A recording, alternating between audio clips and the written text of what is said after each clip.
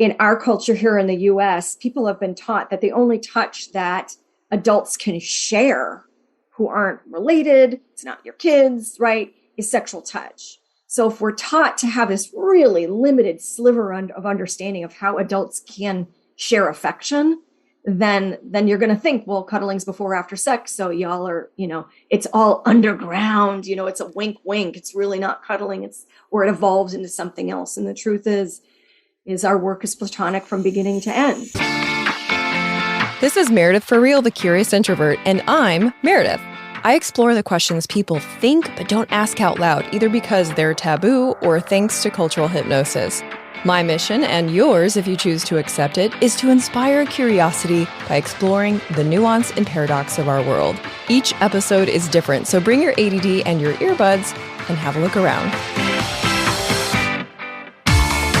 Hey Curiositors, it's me, Meredith.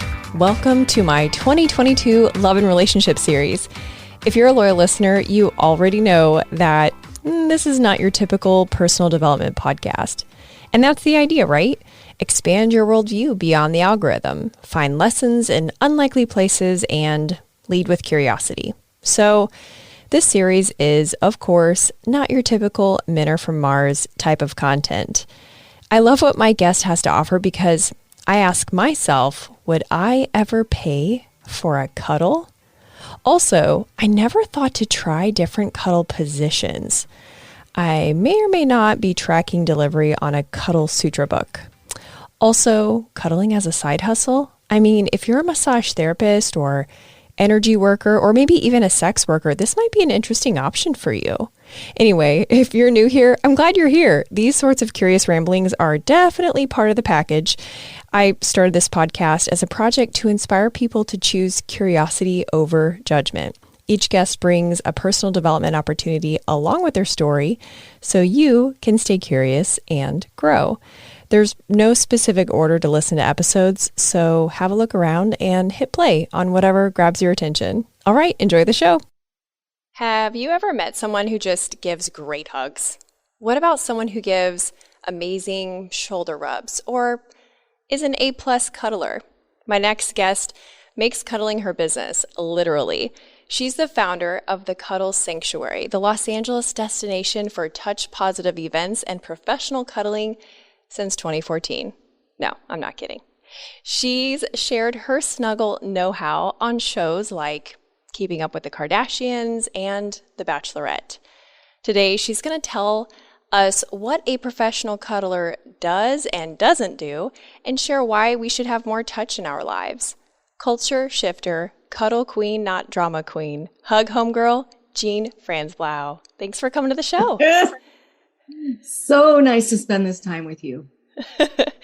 So I am curious, Miss Cuddle Queen Jean, what inspired you to start the Cuddle Sanctuary?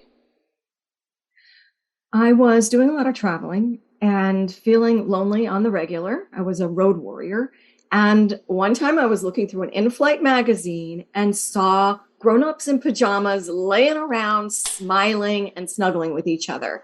And it awoke a yearning in me, this idea of people being sweet with each other in this unique way that was so sweet. Like just there's a lot of kindness and silliness and playfulness in it.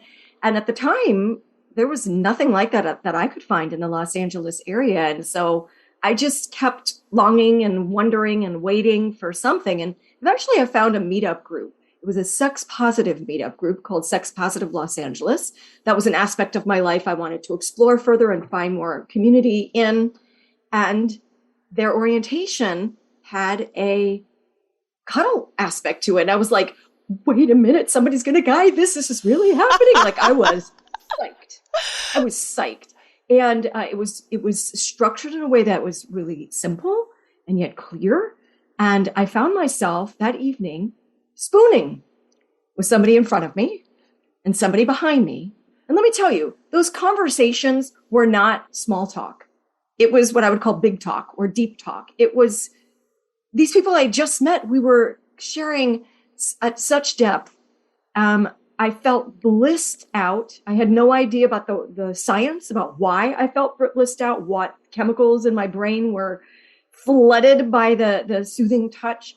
But I remember not caring what time it was when I left. And I'm usually such a very precise person, so I was just like high on the cuddle chemical, slept deeply that night and woke up. And I just remember I was like, life is good. I feel connected. I feel part of community. I woke up alone, but I just felt connected and well. There was a wellness that I hadn't had in my life at the time. And I was quite hooked. I had a corporate background in training, communication skills, stuff like that. So I knew that I could reverse engineer that I could organize something like that myself. And so I volunteered right away and started putting together my own events. And then, as you mentioned, I've been doing this since 2014. So I began testing and trying and failing and succeeding like a laboratory, like a scientist, to find out the social, what it took to bring strangers together safely to do this type of thing with each other, and got really, really good at it and designed a whole practice and community around it called Cuddle Sanctuary. That's amazing. I mean, as an introvert, you had me at no small talk and sleep. Like, I'm sold already. You know what I mean? Done and done. Small talk is a bore to me. It's actually exhausting. Yes. And not fun. And it's not, I'm not into it. So the idea of being able to quickly move into depth with people was a real calling. So I think in our culture, we see cuddling as like the dessert of life, of human interaction. It's after sex, it's while you're watching a movie, it's like a treat. But you've implied that it's an important and critical part of the human experience. So, you mentioned the science. What is the science that makes it so critical? Yeah, well, just to help folks sort of think about it, rather than thinking of cuddling, which some people think of like is an infantile activity or a sexual one, think of it as hugs or holding hands. So simple, soothing human interactions, rather than thinking of it as such this advanced thing, like this weird thing adults are doing. Right. So what is it? What is the science behind holding hands, and especially hugs? It's oxytocin, which some scientists do call the hug hormone. Oxytocin is released in mammals. So all the feel-good feelings I might feel, so does a mouse, so does your dog, so does a cat. And horses, etc. And this is what we have evolved to help us to come together. The feel-good hormone helps us to cooperate and coordinate and connect. And frankly, the way I'm imagining it happened is that is how humans evolved to survive. Is that we felt good when we were together, we cooperated, and we were better at hunting, we were better at gathering, we survived as a species because of this evolution of our bodies. So we're built for it. Huh. And yet, in the past period of time, our brains sometimes humans come up with ideas that are not workable. And separating people into family units rather than larger communities, that's not super workable. Cubicles, separating us from each other, not so workable. A pandemic allows us to understand that when we're separate from each other, we don't do well.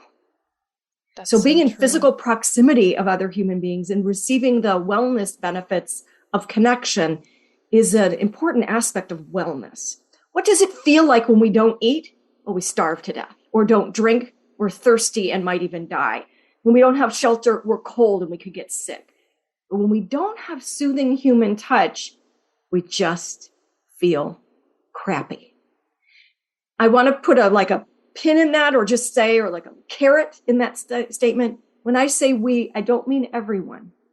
Some of us have had touch trauma where soothing touch actually feels dangerous and gets fear going on in the body. And so please, when I say we, I mean many of us, but possibly not everyone listening. But I'll stop there because that was a lot. Yeah. No, that was really great. I think that's the most positive version of tribal behavior I've ever heard. And it makes so much sense. And I'm glad that you mentioned COVID as well, because since the pandemic, we're told to keep our distance. And so I feel like cuddling is like this double-edged sword of, gosh, we want to, be safe and not potentially make other people sick. But also, I thought I remembered hearing that oxytocin or maybe some other combined chemical benefits from those touching, from that interaction creates immune boosting benefits. Is that true? Yeah. Have you read that? That's true. And that is such a paradox, isn't it? It is. We get immune boosting when we receive the soothing touch that our bodies are built for, and yet we're supposed to be separate from each other. So how do we navigate that in these weird times? And what I recommend is like having a pod or building a pod, your pandemic pod, your germacule. These are folks that you have a trusting relationship with that you can discuss habits. How do I do life? How many people do I interact with? What's my job? Did I choose to be vaccinated? How many people, how do I do my masked and unmasked life, if at all? Am I washing my hands regularly? And that is how cuddle buddies can determine if this is somebody, if this is a safe choice. It's about being not completely risk-free. It's about being risk-aware and balancing risk with wellness, right? And so I even created a class during all of this called Find a COVID-Safe Cuddle Buddy with a spreadsheet. So people who are into lists can have a conversation about like what do we as a team just consider dangerous behavior that we won't do? And what do we consider fine behavior that we don't even have to tell each other about? Like being masked and food shopping. We don't have to tell each other about that. But the idea of visiting or going on a plane, let's discuss it. Yeah. So it's not easy. This is not easy. But you're speaking my language. I mean, we've covered no small talk naps, and now you're talking about lists. Like, be still my heart, Jean. Clearly, you are my people. So that's pretty exciting. Now, I love what you talk about, how you mentioned that it's about the communication in your germacube, I think you said. But also, not everyone has the same touch preferences. And there's also a cultural dynamic.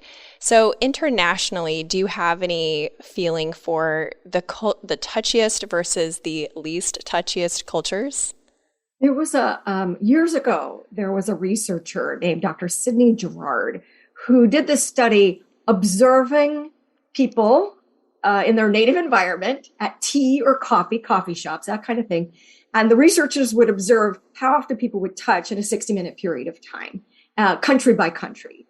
And at the time, like this is what the research revealed, that in England, people touched no times. And in the United States, they touched twice. And if you think about it, I'm in the US, I'm like, yeah, I could see that. Like maybe a hug before, maybe a hug after. Right. Your tea. Perfect. And then in France, the researchers counted 110 touches. In an hour? Yeah. How did they do that? They must have been like... Were they sitting on each other's laps? Like, right, exactly. That's my question. But, so how do we take that and use that simple hack? Perhaps if you have a friend you're meeting that's in your germacule, you're meeting them for tea, maybe outdoors, to ask them to sit next to you rather than across from you. Yes, I love that. I always do that to my husband. He's like, "Why? Why are you here?" But I love it. I love to be close. So I actually have a question about that. So let's get into some of the curious Q&As about cuddling and your Cuddle Sanctuary business. So when I cuddle with my husband, I get the zoomies, like a puppy does, where they get excited and they run around is that a thing? Am I just an oddball? Wait a minute. So you cuddle with your husband and it like fills you with energy? It fills me with energy. I become an absolute geek and I just get like the puppy zoomies, or sometimes kids before bedtime, they get the zoomies. I get the zoomies. That is amazing. And what that sounds like is joy. Aww. And it literally sounds like it's a way for you to gain energy. That is amazing and super interesting. what some of us in the cuddle world will say that we feel cuddle baked after spending a few hours cuddling, which is sort of a high. And so many of us say, we feel relaxed, but also like spacey. So much so that many professional cuddlers will say to especially first-time clients, maybe you don't want to get in the car right away. Really? Maybe you want to take a walk and sort of get grounded. One client once said that he wandered into a food store not far from where my cuddle cottage is and found himself just wandering the aisles aimlessly, like he was so blissed out. So it sounds like you get energized. Some folks get very blissed out and just sort of like, well, man, I joke sometimes. I sort of put my arm up and I'm like, it's time to get a dose. I joke that it's like, I call it vitamin T, touch. I love it. But what's happening, I think, in all the bodies or a lot of the bodies is that oxytocin releases when we're feeling safe and we're getting that like an extended hug or hold hands. People with breasts and with wombs can feel it when they're breastfeeding. People can get a boost of a lot of different hormones, including oxytocin, when they make love. Mm-hmm. So these are altered states of consciousness that are, number one, that are natural and healthy versus taking a shot of tequila. Hey, Curiositors, just a quick pause to show gratitude to our sponsors and give you some special deals. I want to officially invite you to take your mind travel to the next level with the Get Lost podcast hosted by Joe Sills. He's a travel journalist who interviews world-class explorers, like the folks you see on Discovery and Travel Channel. Each episode takes you on a new adventure in a new place. I especially like the episode Hostage in the Amazon. Add the Get Lost podcast with Joe Sills to your listen list today at getlostpod.com. Listen, if the last 2 years have given you a chronic eye twitch, you should consider trying medical marijuana. I highly recommend it. See what I did there? There's lots of ways for it to help you, so if you have questions and if you're the least bit curious, Google Empathic Practice Pensacola. It's the most non-intimidating way to get your medical card in Florida. Their in-house doctor and holistic support make them the easy choice. empathicpractice.us. If you've got backyard barbecue plans for 2022, but mosquitoes are not invited, I recommend Insect. I've been using their pest control service for several years now. They have a certified mosquito identification specialist on staff, and pollinator care is always top of mind. If you live in the Florida Panhandle or the Gulf Coast of Alabama, give them a call, ensec.net. The UWF Historic Trust. We shoot the show at the Pensacola Museum of History. It not only houses exhibits of lesser-known Pensacola history, it's an event space too. So if you need a unique space in downtown Pensacola for a fundraiser, networking event, or a corporate party, take a look at historicpensacola.org. And if you want to tour one of the 12 museums, get your tickets in person so you can show the agent one of my emails and get $2 off an adult ticket. Get emails by texting REAL to 66866. Now back to the show. So, mental health hack. Yes. And I'm for it. So we've definitely established it's healthy, it's necessary, it's a necessity, not a nicety. So as far as professional cuddlers, tell me about who your clients are. Give me some examples of who typically hires a professional cuddler. Yeah, so I'm going to speak about my colleagues because right now, I'm not practicing, but my colleagues around the country are there, and I teach folks. So that is how I have so I just want to give you a sense of who are these people. So many categories. One real popular one are those who are not partnered, single, broken up, widowed, in between relationships, not interested in a romantic relationship, and yet they know they're needing this human connection. So that's a real common one, and folks who identify as been culturally called single. Another group are people who are new in town.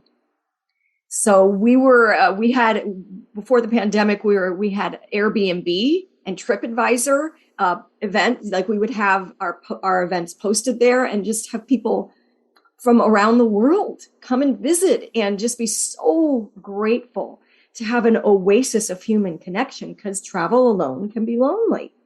But also, people have just moved in. They haven't yet found their people. They haven't found their clan. And yet they need human connection. I'm especially proud of people who are broken up and decide that it will not be good for them to get their touch needs met by launching themselves into another relationship when they're not ready. That makes sense. I would never have thought of that. People are so smart. They know themselves. So many people who come to Cuddle Sanctuary know themselves, that they're like, I know I have this need. I know I have this longing, and I know I'm not ready to be out there.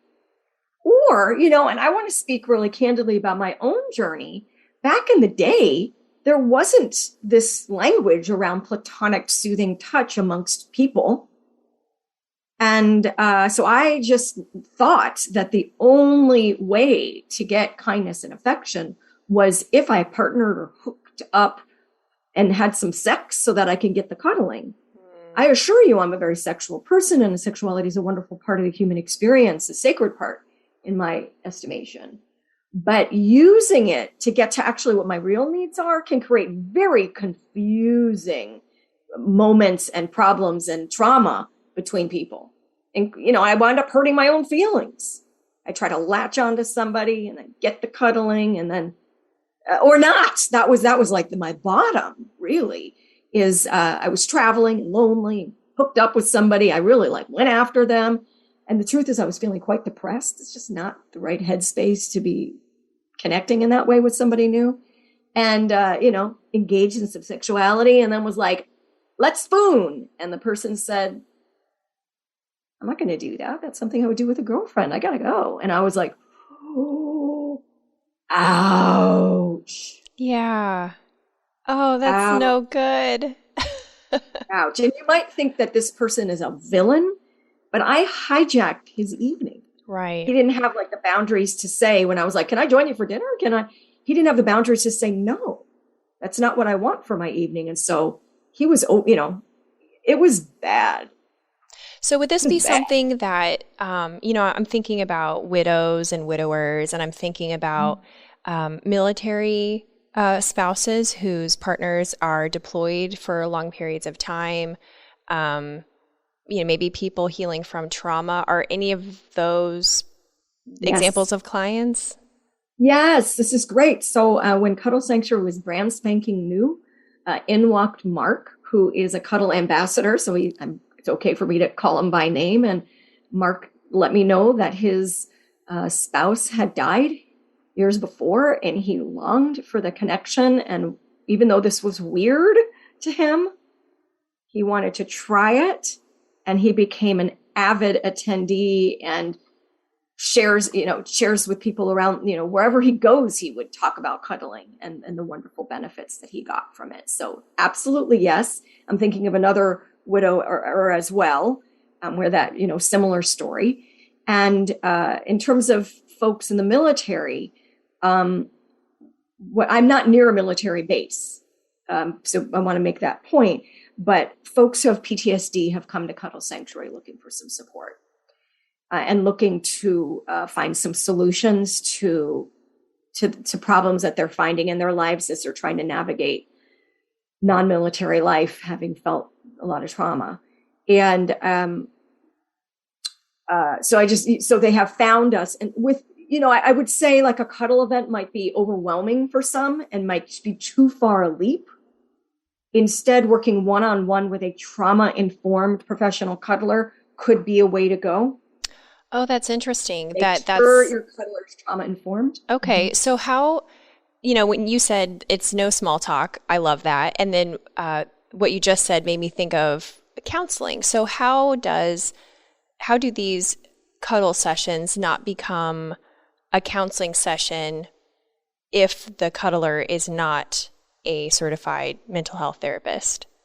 Great question. So one thing to keep in mind is that there are some therapists who are transitioning away from the rigidity of the certifying bodies of their states to do coaching so that they have the skills, but they're moving away from therapy into a coaching practice where they can also bring the somatic benefits or the body benefits of cuddling, that they're seeing the missing piece in talk therapy. Okay. That's one thing. The next is that many cuddlers are certified coaches or have other modalities of skill. Having said all of that, so in other words, there are people who have all kinds of multiple disciplines going. Having said that, how do we not overstep or move into territory that we're not qualified for? Number one is knowing that there are, for every professional cuddler who might be listening, like, I want to do this work, knowing when you are outside of your scope of skills is critical, and referring out. So knowing all the, knowing people in your community that offer services that are, psychotherapy services and others, and being able to refer out without any shame, because otherwise we can do harm accidentally. So, and here's like a great practice that we teach in Cuddle Sanctuary training is about listening without advice giving. I think we can do great work if we follow where the client wants to go in terms of what they share, asking good questions, being respectful when the client doesn't want to go in a particular area.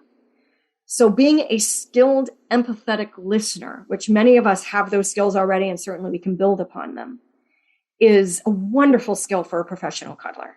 Great boundaries, love of people, skilled listening, and then the discipline not to advice give. That's a challenging one for those of us who like to fix things. That is. What a good skill to cultivate, though. Okay, I think a big question that everyone is wondering is, how do these sessions not turn into sex? It's a great question. First of all, the reason it's such a great question is that in our culture here in the US, people have been taught that the only touch that adults can share who aren't related, it's not your kids, right, is sexual touch. So if we're taught to have this really limited sliver of understanding of how adults can share affection, then you're going to think, well, cuddling's before or after sex. So y'all are, it's all underground, it's a wink, wink. It's really not cuddling. Or it evolves into something else. And the truth is our work is platonic from beginning to end. So how do we bridge this? And how do we teach our clients or work with clients who want to learn this platonic practice, is talk candidly about it. And so, on the welcome page of Cuddle Sanctuary services, we just mention arousal and how to handle it.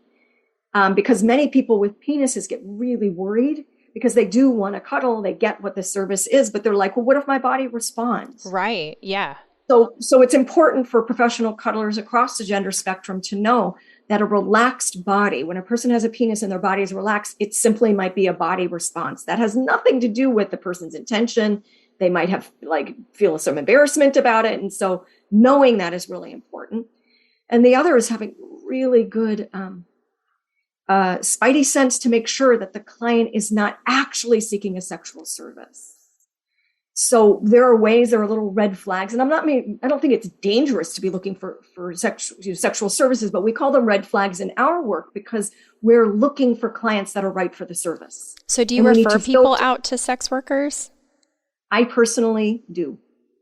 I consider Cuddle Sanctuary a cousin practice to sex work. Why? We have a lot in common. We're meeting people for maybe an hour. We're meeting in private space. We're doing intimate work. Ours is platonic, so we're not working in genital energy, but it is affectionate and loving, and there's connection and touch. And we need to make sure that we're making the right choice, that we're safe with our clients. So there's a lot that has in common with sex work. You might have thought that I would be like, no, I would never. Who are those people? Those people they're doing a solid service, and I'm a sex work positive person who feels like it should be legalized intelligently around the world.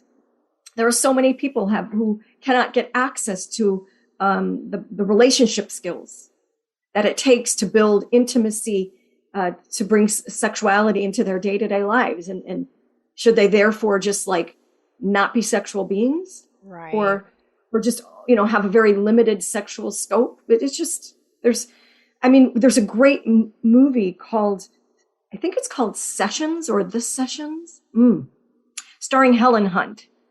And it shows a surrogate partner who is somebody who has studied to work with people in teaching them about sexuality and helping them open up their sexuality in a way that's legal in California and in other countries. But she works with somebody who is very, very disabled. I don't know if he's paraplegic, but the point is like people who have disabilities deserve sex lives as well. And again, sometimes the only touch they receive is clinical touch. Very lonely. Right. Very lonely. Anyway, a lot to think about, right? That is a lot to think about. And I, excuse me, I love how it brings up these thoughts. And I want to talk more about the opportunity for personal development that's kind of baked into all of this. But I want to ask one more question in regards to the business side is, how do you keep the cuddlers and the clients safe? Is there background checks or other sort of screening that's involved to make sure that no one is put into a dangerous position? Yeah, you make a great point. So background checks, that can be misleading. There are so many people who are incarcerated who don't belong in jail. There's so many situations where people are wrongly accused, or there's just so to have somebody be a felon, like they don't get any cuddling. These are the folks who need the cuddling the most. So what is a background check? But I get your point. How do we stay safe? And the answer is, at least in my practice, is to, I have a protocol called Stay Safe with 8. And it's using intuition. It's paying close attention to the cues that I'm getting from a potential client. It's having a conversation with them, asking them questions, observe. There's a lot to observe to help me clarify whether a client is truly going to be a right match or not. And some professional cuddlers meet their clients in public only, or meet their clients in public to assess how they feel before they choose to have a session with them, or have a video chat. Like there's so many ways in which we can assess safety. And I want the clients to be aware. Let the customer beware. Pay attention to your spidey sense. Look to see if somebody has trained, has testimonials, has a social media presence over the course of years, for example, as ways to make sure that you are working with somebody who's working a practice that's ethical. Well, I love how, I don't know, I guess your approach seems very empowering. You're not just telling people yes or no. You're not just telling them what to do or not to do. It's very much awareness oriented. So is that one of the baked in lessons that we can learn from this that you've mentioned? I think in other interviews you've talked about how there's so much that we can gain life lesson wise from the idea of professional touch. Yes, we do an activity called the ask and wait method. We can do that when we work one-on-one with clients if need be. We can do it in like group events. And that is where a person finds their body autonomy again, where they rediscover what their body is a yes to and a no to. As a woman, I've been taught to override my own sense of what I'm a yes to or no to sort of get by, to get along. And so I've received a lot of unwanted touch, as many people do across the gender spectrum. But by slowing down the conversation and not like, okay, let's just grab the person because I feel awkward. Instead, it's like, let's embrace the awkward and slow down asking, this is what I want, being vulnerable about desire. I'd love to hug you. Is that okay? Rather than putting my arms out like, I'd love to hug you. Is that okay? And pressure, like the pressure of leaning towards the person, putting my arms out. That's a hard thing to say no to. But we train professional cuddlers and people who come to events that we used to have, how to accept a no to touch, how to ask, how to keep the body language neutral, and how to receive a no with grace, and even gratitude. This can build trust between people. If I say, can I have a hug? And the other person's like, no, it wouldn't be good for me right now.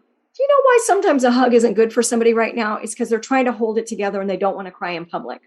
Or they've just had a surgery and they don't want to get their shoulder, they don't want to feel any pressure on their shoulder. Or many, many other reasons. But it helps for a person to strengthen their capacity to receive a no and to give a no. So we practice that kind of stuff. And I think these are life lessons that can serve us all. I think you just listed a gold mine of life lessons. I'm going to put those all together in a little Cliff Notes version email the week that our episode comes out. So that way we can all remember those, because those are gold, Jean. I love those. So as we wrap up, would you share where people can find you if they want a cuddle session, and also if they're interested in maybe looking into becoming a professional cuddler as like a side hustle? Absolutely. So you can go to cuddlesanctuary.com, and there are free lessons and even free webinars about learning this work, what this work is all about. You can find me on YouTube, Cuddle Sanctuary, also known as Cuddle Queen Jean, with lots of free content where you can learn a lot simply from listening and watching and absorbing all of it. Lots of eye contact and stuff, fun stuff there. But also, I have a certification program that's starting soon. And it's coming close to having to close the application period. So if folks are feeling jazzed about this and want me as a teacher, they can go to cuddlesanctuary.com and click on training. Oh, that's perfect. Thank you again. This was wonderful. I loved it. It was so great talking to you. Thanks for listening. If you've loved a couple of episodes of this show, I'd be so grateful if you could let others know by leaving a rating review on Apple Podcasts. Just share where you're listening from and why you liked a certain episode. And if you liked this episode, you'll also like the one about why boundaries and self-care in a relationship are important. That's all the way back to episode 15, an oldie but a goodie. Stay tuned next week when I share 3 stories from listeners of terrible dates and the lessons to learn from them. Talk to you then.